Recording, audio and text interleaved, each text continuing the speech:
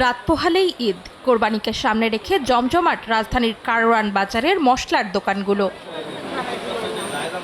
বাজার ঘুরে দেখা যায় এখনো নাগালের বাইরে এলাচের দাম গেল সপ্তাহের তুলনায় কেজিতে 200 থেকে 300 টাকা কমলেও এখনো তা বিক্রি হচ্ছে 4600 থেকে 5600 টাকায়। তবে জিরা, লবঙ্গ, দারুচিনির দাম তুলনামূলক কম থাকায় কিছুটা মিশ্র প্রতিক্রিয়া ক্রেতাদের।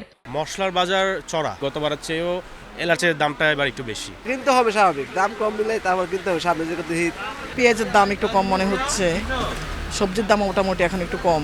যত বাজার করছি ঈদে, তা আমাদের এই ঈদে মনে হয় আমি সবচেয়ে বেশি আরাম, মানে সব দিক দিয়ে সাশ্রয়ী। গেল বছরের তুলনায় বেশিরভাগ মশলার দাম কম থাকায় বেচা বিক্রিতে স্বস্তির কথা জানান বিক্রেতারা। বাজার ভালো, কাস্টমাররা কিনা খুব স্বাচ্ছন্দ্য বোধ, আমরা আলহামদুলিল্লাহ সন্তুষ্ট।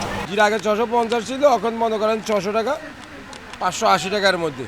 এদিকে দাম কমের সুবাতাস বইছে মাংস রান্নার অন্যতম উপকরণ পেঁয়াজ, রসুন, আদাতে। প্রতি কেজি পেঁয়াজ 50 থেকে 52 টাকা, রসুন 130 থেকে 160 টাকা আর আদা বিক্রি হচ্ছে 80 থেকে 120 টাকা কেজিতে। বেশ কিছুদিন ধরেই স্থিতিশীল মনে হচ্ছে আর কি, খুব বেশি যে আপ ডাউন করে এটা অন্যান্য ঈদের তুলনায় এরকম মনে হচ্ছে না। আদা, রসুন, হলুদ, মরিচে কোনো মালের দামই বাড়ে না, মানে ঈদ উপলক্ষে যে বাড়ার কথা সেগুলো বাড়ে না, বরঞ্চ লাস্টে আইসা আরো কমছে। গেল কয়েকদিনের বৃষ্টিতে ক্রেতা সমাগম কিছুটা কম থাকলেও ঈদের আগের দিনের বেচা বিক্রিতে বেশ সন্তুষ্ট বিক্রেতারা।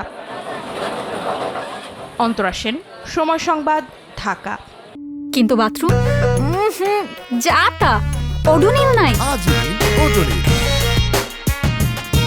সুবাসিত ঘরে স্ট্যাটাস বাড়ে।